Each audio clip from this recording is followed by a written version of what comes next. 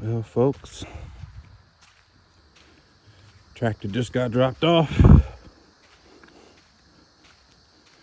Full service. Of course, there's some other things I'm gonna have to do. Get some paint, spray paint and stuff, and paint it. But for the most part, I had it all full service. I replaced the seat and a couple other stuff. So I'm just gonna get the pressure washer, wash her off good. Go ahead and give her a fresh new paint job.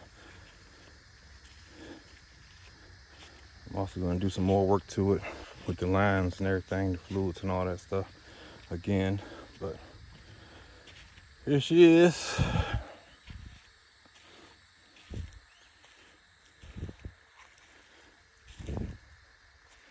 Here she is, folks.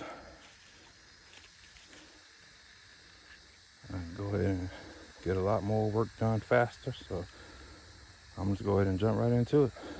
So let's get to it.